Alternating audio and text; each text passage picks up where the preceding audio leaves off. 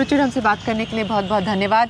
आपके जो 25 साल के इलेक्शंस को ट्रैक करने का अनुभव है, आपने इस किताब में लिखा है, तो आपके हिसाब से अगर हम 2019 का इलेक्शन देखें तो जिस प्रकार का एक कास्ट कोलिशन बनता हुआ आ रहा है यहाँ उत्तर प्रदेश में समाजवादी पार्टी और बहुजन समाजवादी पार्टी को लेके, तो किस प्रकार की अड़चनें आपको लगती हैं बीजेपी के लिए आएंगी? नहीं, मेरे ख्याल से उत्तर प्रदेश में अगर आप लेटेस्ट पोल्स देखें या लोगों से बात करें तो मुझे लगता है कि ये स्टेट अभी पूरा एडवांटेज गठबंधन की तरफ है। सो ये मैं अपने कॉलीग्स को भी बोल रहा था, जो हमारे ट्रैवलिंग कंपेनियन हैं, कोई 20 लोग हैं जो हम ये ट्रिप करते आ रहे हैं पिछले 25 साल से, तो ये बोल रहा था कि जब चुनाव का टाइम आएगा अप्रैल मई में, इस बार हमें उत्तर प्रदेश आने के लिए कोई ज़रूरत नहीं है, क्योंकि मुझे लगता है कि यहाँ का जो चुनाव है इस बार वो और क्षेत्र हैं वहाँ पर डिटर्मिन होगा। उत्तर प्रदेश में एक अलायंस हो गई है, मुझे लगता है ये अलायंस ये स्टेट काफ़ी कंफर्टेबली जो पोल बता रहे हैं जीतनी चाहिए। उत्तर प्रदेश की बात कर रहे हैं तो कांग्रेस पार्टी की बात करते हैं। प्रियंका गांधी अब कांग्रेस की तरफ से इस चुनाव में एक्टिव पार्ट लेंगी। आपको लगता है कि किसी भी प्रकार का कुछ इम्पैक्ट होगा? आप मिले हैं प्रियंका गांधी को, आपने देखा है पहला भी उनका कैंपेन यूपी में, एक कनेक्ट तो है, लेकिन उसके आगे जा पाएंगे कि नहीं? नहीं, मेरे ख्याल से इस चुनाव के लिए काफ़ी देर हो गई है, क्योंकि इस चुनाव के लिए अभी जो सारे कास्ट इक्वेशन हैं, जो सारे वोट बेस हैं, वो काफ़ी सेट हो गए हैं। तो इस चुनाव के लिए प्रियंका को आना इस 2 महीने पहले और कुछ ज़्यादा इम्पैक्ट होना मेरे ख्याल से काफ़ी मुश्किल रहेगा। अब ये बिल्कुल सही बात आपने बताई कि जो हमने इतने सारे कैंपेनर्स देखे हैं, प्रियंका गांधी एक बहुत ही इफ़ेक्टिव कैंपेनर है। उनको हमने रायबरेली, अमेठी में बहुत बार देखा है कैंपेन करते हुए। 2004 से लेकर 2012 के बीच में बहुत बार देखा था। पर मुझे लगता है कि इस बार अगर उनको कुछ बड़ा कंट्रीब्यूशन करना है यूपी में, तो सबसे बेस्ट बेट उनकी रहेगी कि वो वाराणसी से कंबाइंड ऑपोजिशन कैंडिडेट जैसे खड़े हो जाएं। तो मुझे इस बात का बहुत एहसास हुआ है इंडिया में इतना घूमने के बाद कि इस कंट्री में कोई भी पार्टी है उसको 30-40% से ज़्यादा वोट मिलना बहुत मुश्किल बात रहती है जहाँ पर तिकोना कोई कॉन्टेस्ट हो। तो इसलिए अगर वो कंबाइंड ऑपोजिशन कैंडिडेट वाराणसी से प्राइम मिनिस्टर मोदी के खिलाफ, अगर वाराणसी के खिलाफ हो तो मेरे ख्याल से काफ़ी स्ट्रॉन्ग हो सकती है। हालांकि पिछली बार मोदी जी को वाराणसी से कोई 50% वोट मिले थे, पर फिर भी मुझे इस बार लगता है कि अगर वो खड़ी हो तो बहुत ही कठिन मामला होगा उस कॉन्स्टिट्यूएंसी में। पर अगर वो नहीं करती वो, तो कांग्रेस के लिए इस स्टेज पे यूपी में आके कुछ ज़्यादा इम्पैक्ट होना, हलचल मचाना, मुझे लगता है उसके लिए काफ़ी देर हो गई है। 2019 की अगर हम बात करें तो एक विकास का नैरेटिव था, विकास बड़ा मुद्दा था और उसी पर प्राइम मिनिस्टर मोदी, इनकम्बेंसी तो थी, लेकिन उसी मुद्दे को लेकर प्राइम मिनिस्टर मोदी की एक प्रकार से लहर वेव चली थी। इस बार आपको क्या लगता है ये विकास का जो मुद्दा है वो कितना हावी रहेगा वोटर्स के मन में? और जब आप 25 साल में आपने इलेक्शंस ट्रैक किए हैं, किस प्रकार का आपने रिलेशनशिप देखा है डेवलपमेंट, विकास का और फाइनली इलेक्शन आउटकम का? नहीं, मेरा ये मानना है कि unlike many western democracies like America, इस कंट्री में जो कनेक्शन है पॉलिटिक्स और इकोनॉमिक्स के बीच में वो काफ़ी वीक कनेक्शन है। तो इस विषय में मुझे याद है कि 2018 में जब हम कर्नाटका की इलेक्शन ट्रिप पर गए थे तो वहाँ पर मैंगलोर में हम एक लोकल पॉलिटिशियन से मिले थे, यूटी कादर उनका नाम था, और उन्होंने एक बात हमें कही थी जो आज तक मेरे साथ रही है। तो उनका मानना था कि जो इंडियन इलेक्शन है, ऐसा इलेक्शन होता है जो आप 6 एग्ज़ाम्स ले रहे हों और आपको सारे के सारे 6 एग्ज़ाम पास करने होते हैं, मिनिमम पासिंग मार्क कोई 35% से। I think that was a very accurate statement, क्योंकि वो ये बताना चाह रहे थे कि इंडियन इलेक्शन कोई एक फैक्टर या 2 फैक्टर से नहीं, तो कौन से ये 6 मुद्दे हो सकते हैं? एग्जैक्टली। तो यूटी खादर ने हमें नहीं बताया, पर जो मैं अपने आपके अनुमान है। हाँ। मेरा अनुमान है सारे ट्रैवल से सबसे इम्पोर्टेंट जो रहता है कास्ट, कि अगर आप अपना कास्ट या रिलीजियस इक्वेशन सही नहीं है तो आपकी कोई जीतने की संभावना बहुत कम है। पर that is a necessary but not a sufficient condition. उसके ऊपर आपको आपका फैमिली कनेक्शन क्या है, आपका रेपुटेशन क्या है करप्शन के लिए, आपने वेलफेयर प्रोग्राम कितने करे हैं, आपके पास पैसे कितने हैं, और फिर डेवलपमेंट लेके मेरे ख्याल से ये 6 फैक्टर बनते हैं। और आप अगर इंडिया की हिस्ट्री भी देखें तो आप ये देखेंगे कि काफ़ी चीफ मिनिस्टर्स हैं इस कंट्री में जिन्होंने 8% से ज़्यादा ग्रोथ उनके टर्म में रही है उनके 5 साल में, पर फिर भी वो हारे हैं। और ऐसे भी चीफ मिनिस्टर हैं लालू जैसे या जयललिता 2016 में, जहाँ पर ग्रोथ रेट काफ़ी कम रही हैं उन स्टेट्स में, और फिर भी वो जीते हैं। अगर यूपी की अगर आप बात करें, आपने कहा कि यूपी आप इस बारी 2019 के लिए इग्नोर करेंगे, आप चाहे दूसरे क्षेत्रों में जाके अपना दौरा करेंगे, लेकिन आपको लगता है कि जिस प्रकार से प्राइम मिनिस्टर मोदी रैलीज़ करते हैं, लास्ट मिनट पे एक कारपेट बॉम्बिंग होती है, वो एक फैक्टर रह पाएगा इस दौरान कि आपको लगता है कि थोड़ा फटीग हो गया है, एंटी इनकम्बेंसी फैक्टर आ सकता है? नहीं, मेरे ख्याल से इस चुनाव में सबसे बड़ा इशू रहेगा अलायंसेस का। कैंपेनिंग का तो हमेशा असर रहता है, और लास्ट मिनट पे कोई अगर कुछ गलत स्टेटमेंट दे दे तो उसका भी असर हो सकता है। जैसे 2015 में बिहार हम गए थे और वहाँ पर आरक्षण के ऊपर आरएसएस के चीफ ने कुछ बोल दिया था, उसका काफ़ी बड़ा मुद्दा बन गया था। पर फिर भी उस चुनाव में भी और इस चुनाव में भी मुझे मानना है कि सबसे बड़ा फैक्टर रहेगा अलायंसेस का, कि कितनी स्टेट्स में अलायंस एक साथ आ सकती हैं और बीजेपी के खिलाफ खड़े होंगे। तो मेरे ख्याल से सबसे इम्पोर्टेंट फैक्टर वो रहेगा। और ये आपका कहना सही है कि थोड़ा बहुत एंटी इनकम्बेंसी तो रहेगा। ये जो टर्म है एंटी इनकम्बेंसी, ये सिर्फ भारत में चलता है। जब मैं बाहर के लिए लिखता हूँ पत्र के कोई न्यूयॉर्क टाइम्स के लिए, और वहाँ पर मैं बोलता हूँ एंटी इनकम्बेंसी, तो वहाँ पर वो लोग समझते नहीं है कि ये टर्म है क्या, क्योंकि वहाँ पर जो है इनकम्बेंट ज़्यादातर चुनाव जीतता है। इंडिया में सबसे हाईएस्ट एंटी इनकम्बेंसी रेट है कोई भी मेजर डेमोक्रेसी में दुनिया भर में जी। तो एंटी इनकम्बेंसी तो रहेगा, पर फिर भी इस चुनाव में मेरा मानना है सबसे इम्पोर्टेंट फैक्टर रहेगा अलायंसेस का। और क्योंकि बीजेपी का वोट शेयर 31% पिछली बार रहा था, उससे ज़्यादा बढ़ना मुझे लगता है बहुत मुश्किल रहेगा। जी, आपने अलायंसेस की बात की, तो जो अभी जो नैरेटिव चल रहा है वो है मजबूत सरकार वर्सेस मजबूर सरकार, महागठबंधन वर्सेस महागठियाबंधन। तो अगर हम इस की बात करें तो आपको क्या लगता है कि फ़िलहाल तो ऐसा लग रहा है कि ऑपोजिशन यूनिटी है कि बरकरार रह पाएगी, बरकरार रह भी गई और जीत भी गए, तो आपको लगता है कि सरकार स्थिर रहेगी, स्टेबल रहेगी? नहीं, जैसे मैंने अपनी किताब में मैंने इसके बारे में काफ़ी लिखा है, और मैंने किताब में ये कहा है कि अगर आप इंडिया की हिस्ट्री देखें तो वहाँ पर कोई ऐसा लिंक नहीं है कि अगर मजबूत सरकार हो तो आपका ग्रोथ रेट हाई रहता है और कोएलिशन गवर्नमेंट हो तो आपकी ग्रोथ रेट लो रहती है। इंडिया की हिस्ट्री ऐसी है कि अगर आपके पास इतनी डाइवर्स आपकी पॉलिटी है तो इसमें कोएलिशन सरकार ही चलती है। कोएलिशन धर्मा इस कंट्री का मेरे ख्याल से पाथ है। सो मेरा ये बिल्कुल मानना नहीं है कि आपको कोई बहुत स्थिर या मजबूत सरकार की ज़रूरत है अगर आपको इकोनॉमिक रिफॉर्म्स करने हैं। ये अगर जब भी आपकी आर्थिक स्थिति काफ़ी कमज़ोर होती है, सिर्फ उसी टाइम इकोनॉमिक रिफॉर्म्स होते हैं। सरकार कौन सी होती है, मेरे ख्याल से इसका कोई असर नहीं पड़ता। रुचिर, आप किताब में लिखते हैं कि एक प्रकार का एक ट्रेंड देखा है अपने इंडिया में, the rise of the single politician, चाहे वो फीमेल हो या मेल हो। और एक और भी बात आप कहते हैं कि India is no country for strong man, strong political leaders अगर वो कहें, तो इसका क्या निर्देश हो सकता है आने वाले समय के लिए?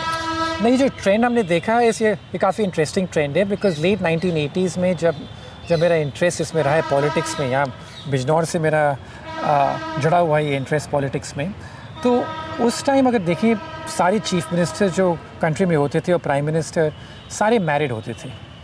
पिछले साल हमने ये फिर से एनालिसिस किया और ये देखा कि 8 लीडर जो हैं पॉलिटिशियंस कंट्रीज़ में, चीफ मिनिस्टर वो सिंगल हैं और प्राइम मिनिस्टर भी सिंगल हैं। तो ये नया ट्रेंड उभर के आया है। अब ये क्यों हुआ है? मुझे लगता है इसकी वजह 2 वजह हैं। एक तो मुझे लगता है कि ये कुछ फीलिंग बन गई है कि अगर हम सिंगल हों तो it shows a greater commitment to the cause of governance, और करप्शन से फिर कम लिंकेज होता है फिर, क्योंकि आप बोल सकते हैं कि ना तो मेरा कोई आगे ना मेरा कोई पीछे। तो करप्शन, तो ये मेरे ख्याल से मोदी, योगी आदित्यनाथ, इनका ये काफ़ी इम्पोर्टेंट मैसेजिंग है कि हम सिंगल लोग हैं तो इसलिए हम करप्ट नहीं हो सकते। ये इनकी कैंपेनिंग इस पे काफ़ी चलती है। और दूसरा मुझे लगता है दैट पॉलिटिक्स इस कंट्री में बहुत ही डिफ़िकल्ट गेम है। 24/7 एग्जैक्टली, 24/7 गेम है। तो और इसलिए मुझे लगता है that many politicians are not able to have a personal life. That personal life कोई है नहीं, क्योंकि आपको इतना हार्ड वर्क करना पड़ता है to try and satisfy your constituents. तो ये दो फैक्टर मुझे लगते हैं that's the reason why we have seen the rise of single leaders as far as India is concerned. और दूसरी बात है आपने की that no country for strong men. इसमें मेरा ये मानना है that इस country में it is very hard for any politician to get more than 30% of the vote at a national level for any party. तो इस स्थिति में for any one leader to be sort of very strong or dictatorial becomes very difficult.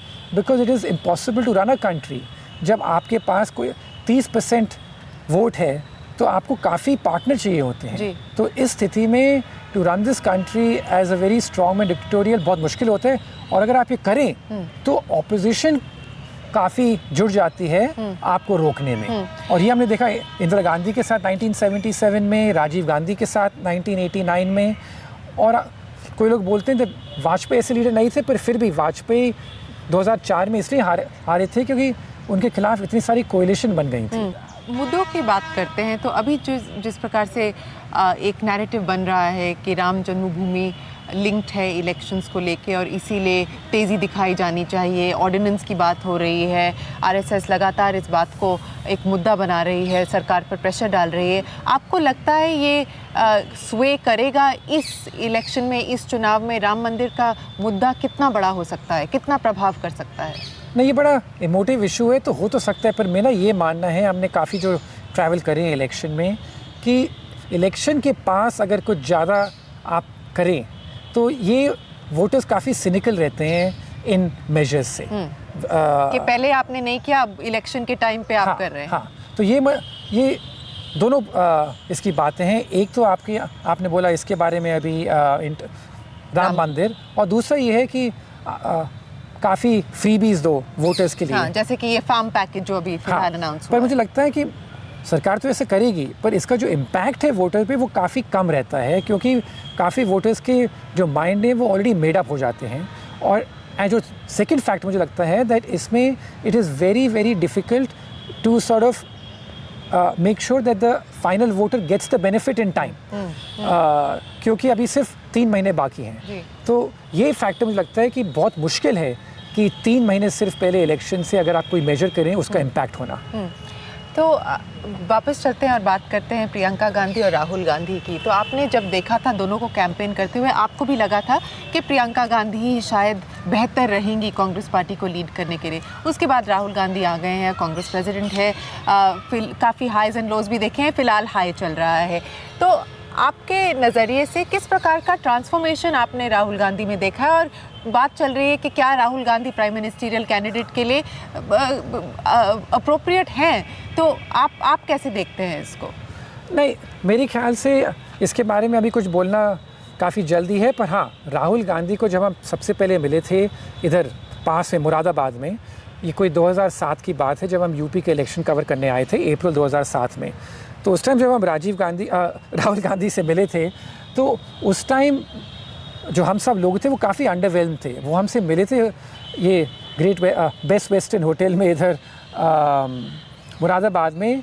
कोई 2 घंटे का encounter था, और जैसे मेरी किताब में लिखा है, उस 2 घंटे में राहुल गांधी ने पूरे 2 घंटे में हमसे कोई सवाल नहीं पूछा, सिर्फ हमें बताया कि यूपी की पॉलिटिक्स कैसे होती है। तो वो हमें काफ़ी अजीब लगा कि उस टाइम अगर आप 2 घंटे के लिए, मतलब आप नए हो पॉलिटिक्स में और यहाँ पर इतने सारे वरिष्ठ पत्रकार आपके साथ बैठे हुए हैं और आपने उनसे कोई क्वेश्चन नहीं पूछा और 2 घंटे उनको बताया कि यूपी की पॉलिटिक्स कैसे चलती है।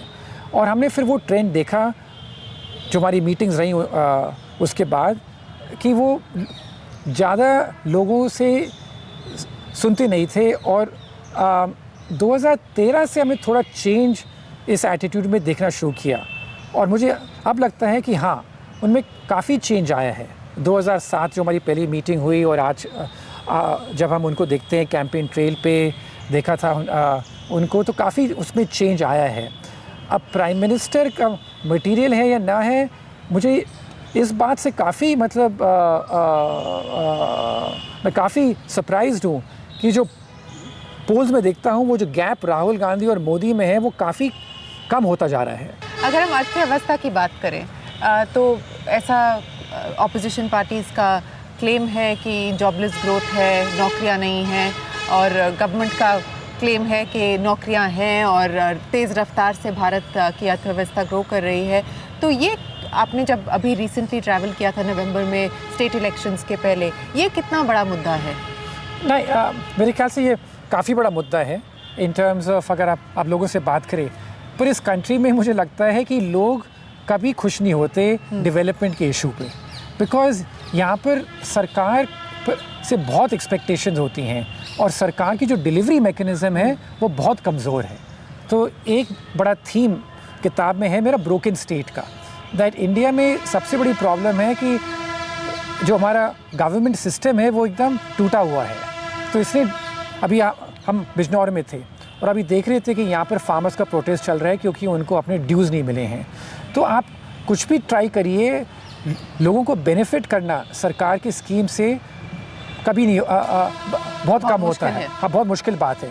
तो मैं एक और चीज़ किताब में लिखता हूँ कि अभी तक सेंटर को मालूम नहीं है कि हमारे पास कितनी सेंट्रल स्कीम्स हैं। जैसे इस विषय पे एक ऑडिट चालू है अभी सेंटर पे, और वो मुझे बताते हैं कि अभी तक वो गिन रहे हैं पर 1000 से ऊपर स्कीम अनाउंस हो चुकी हैं सालों के ऊपर, पर फिर भी अभी तक एक के बाद एक वो स्कीम लॉन्च करते रहते हैं बिना पता करे कि पिछली स्कीम का कितना इफ़ेक्ट रहा है। तो यही मेरे ख्याल से प्रॉब्लम है, दैट जो जॉब्स की भी प्रॉब्लम है और ये सारी प्रॉब्लम्स हैं, दैट इसकी वजह से हमेशा सरकार पर प्रेशर रहता है और इसलिए इंडिया में एंटी इनकम्बेंसी इतनी हाई रहती है।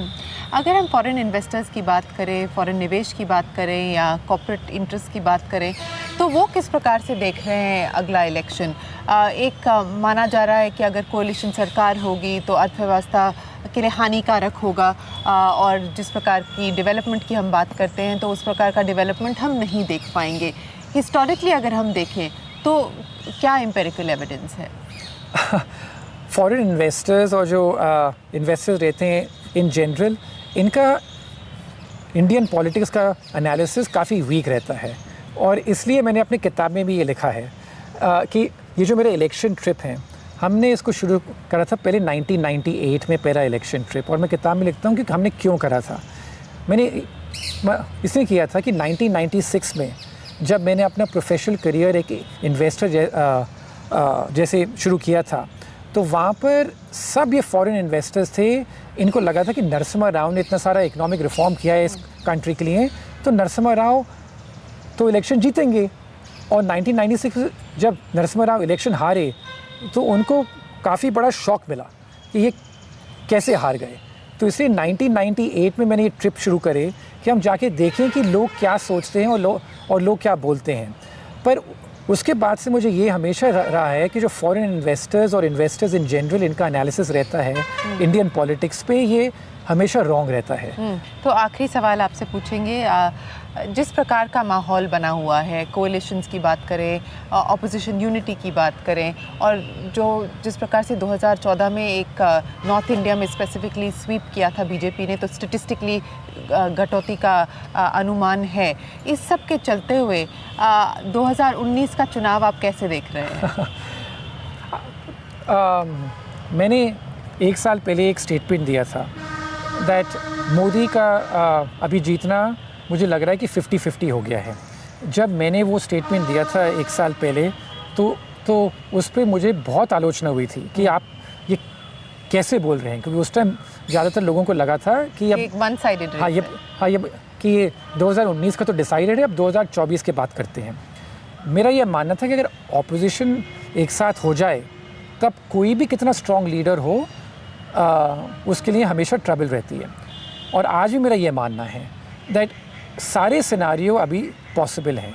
मोदी जी फिर भी आ सकते हैं, ये भी हो सकता है कि बीजेपी की सीट इतनी कम हो कि कोई और लीडर आ जाए बीजेपी में, ये भी हो सकता है कि ऑपोजिशन के साथ कोई आ जाए। तो मेरे ख्याल से अभी सारे सिनारियो ओपन हैं और इसलिए मैं अप्रैल मई तक, जो एंड अप्रैल तक आके वेट करेंगे। पर मुझे इस बात से बहुत खुशी रहती है कि ये इलेक्शन जो होने वाला है इतना कम्पिटिटिव इलेक्शन होने वाला है, क्योंकि ये डेमोक्रेसी के लिए बहुत अच्छी बात है।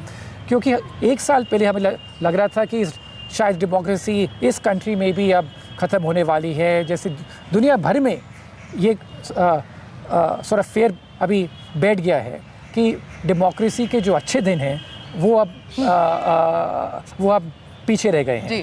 पर इंडिया में मेरा कॉन्फिडेंस है इतना घूमने के बाद और जैसे इलेक्शन का माहौल बन रहा है, दैट इस कंट्री में डेमोक्रेसी के अच्छे दिन चल रहे हैं और आने भी वाले हैं। एग्जैक्टली। रुचिर, बहुत बहुत धन्यवाद आज हमसे बात करने के लिए। आपके 28वें ट्रिप के बाद भी आपसे बात होगी, तब तक के लिए धन्यवाद। Thank you.